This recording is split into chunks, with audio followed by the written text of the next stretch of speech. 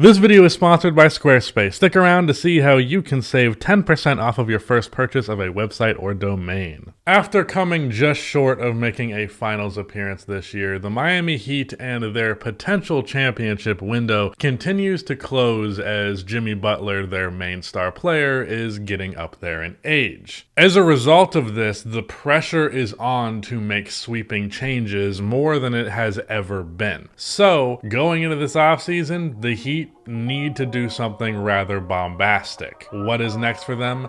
Let's talk about it.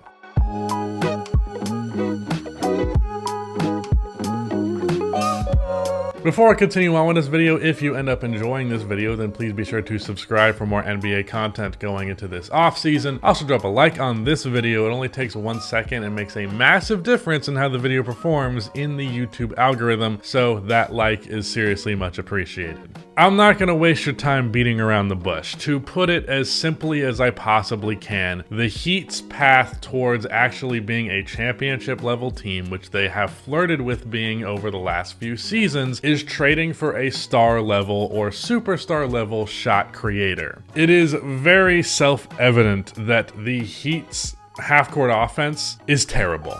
There's no getting around it. Their half-court offense is bad, and it is their undoing every time that they lose. I can go back and nitpick certain problems, maybe some defensive rotations that were not great. Maybe there were some lineups out there like that included Hero and Max Struss at the same time that were taken advantage of, and lineups like that just stayed on the floor for a little bit too long. You know, you could criticize Jimmy Butler for falling asleep at the wheel a couple of times. All of those things really pale in comparison to how big of a problem the half-court offense is. It feels unnecessary to nitpick when there is such a glaring issue right there. So basically, this entire video is going to be, for the most part, about one trade for one star or superstar level shot creator. There are things that can be done to solve Miami's half-court offense, or I should say not solve, but at least mitigate some of those problems. But at the end of the day, this is going to be the solution.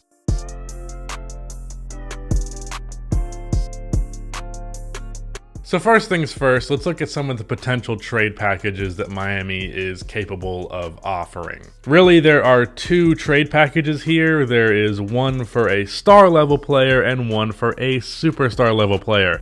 The star package would include Tyler Hero, Nikola Jovic, Duncan Robinson, pretty much just for salary, Omer Yurtseven, and a varying level of draft capital. And the superstar package is all of what I just mentioned, plus Bam Adebayo. Bam Adebayo in the last two playoff runs has proven to be a lot more expendable than I think a lot of people probably believe him to be, and that is coming from me as a rather large Bam Adebayo fan who has hyped him up quite a bit over the last couple of years. Unfortunately, with his inability to create his own shot and the fact that the Heat consistently need him to do that, it really mitigates the value that he brings offensively. No questioning what he's capable of doing defensively, but the fact that he can be such a problem offensively makes him not untouchable, but I wouldn't move him for anybody that's not a superstar with all those things being considered. Also worth mentioning, adding a star shot creator would not only be valuable for the fact that that star shot creator is there, but for the fact that it also alleviates that pressure of Bam Adebayo to have to create his own shot. Less and less will they look at Bam to be a face-up ISO mid-range scorer or whatever they ask him to be. It's not going to be as much of a problem if you have somebody on the floor who can really score the ball, so he doesn't have to do it as much. So in summary, Bam is not untouchable, but it's also worth knowing that Bam becomes more valuable once you get to the star player without trading him. So with all that said, who are some potential scorers to actually trade for? Well, the three main names that we have seen circulating this entire offseason, and really the three main that we're going to focus on in this video, are Bradley Beal, Donovan Mitchell, and Kevin Durant. There are some other alternatives that are less obvious and also, well,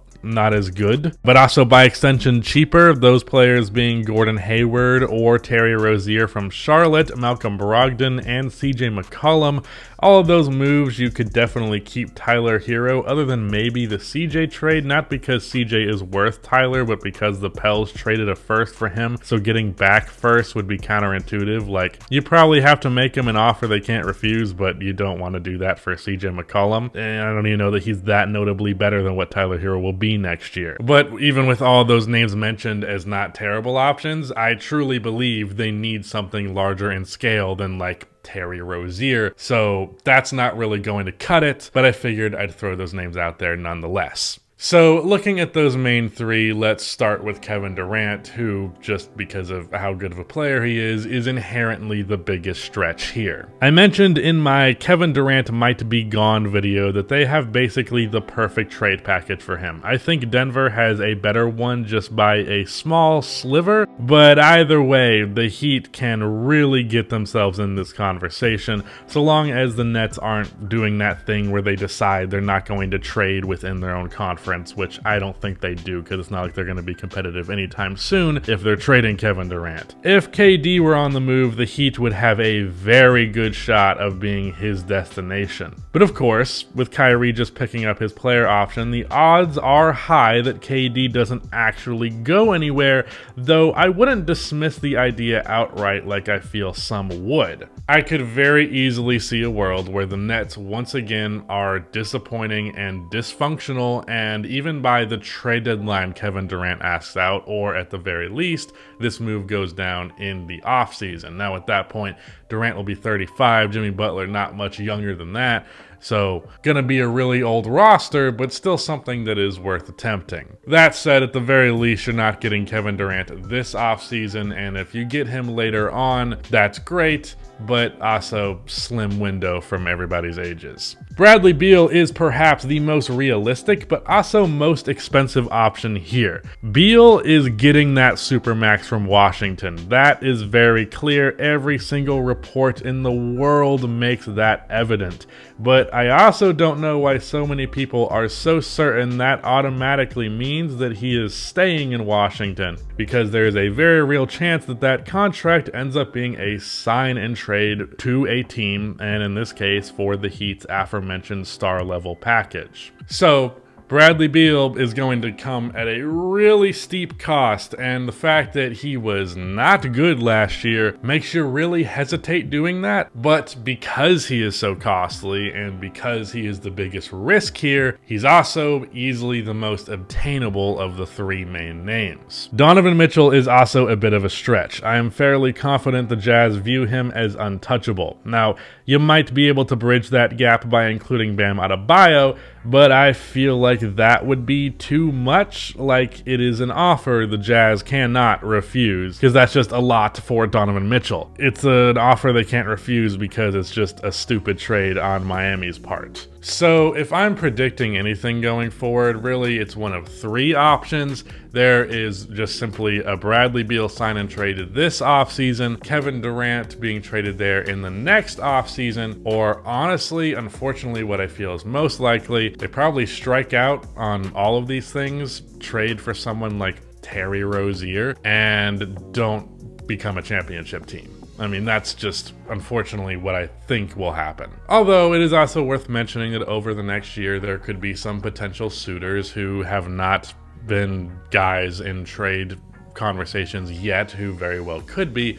But at least right now, these are their options, and I don't know that the landscape is particularly amazing for them to land the type of player that they need to land to be the championship level team they're capable of being. I do want to mention one more name that didn't really fit, but also kind of makes sense for them, just simply because it is a star level scorer, but not a star level shot creator, and that player is Karl Anthony Towns. But I'm also really low on Cat at this point after him being disappointing for a couple of years consecutively, and I just don't think that he's going to be great. I'm interested to see what he would do as a power forward, especially next to a defensive guy like Bam, but in general, don't love that idea, but it is a name that's at the very least worth throwing out there. But in my opinion, either a Beal trade this offseason or just nothing that drastic happens, are the two outcomes that I see. But before I let you go, I want to talk about today's sponsor, Squarespace. Chances are, if you have been on YouTube long enough, you have heard about today's sponsor, Squarespace, and that is for good reason.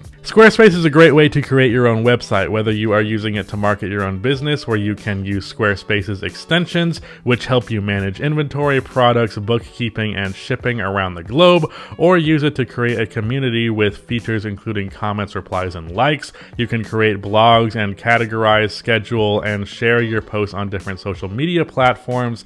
Through Squarespace, you can connect with your audience and generate revenue through gated members-only content, manage your members, send email communications, and leverage audience insights all on one easy-to-use platform. Go to squarespace.com for a free trial, and when you're ready to launch, go to squarespace.com/rustybuckets to save 10% off of your first purchase of a website or domain.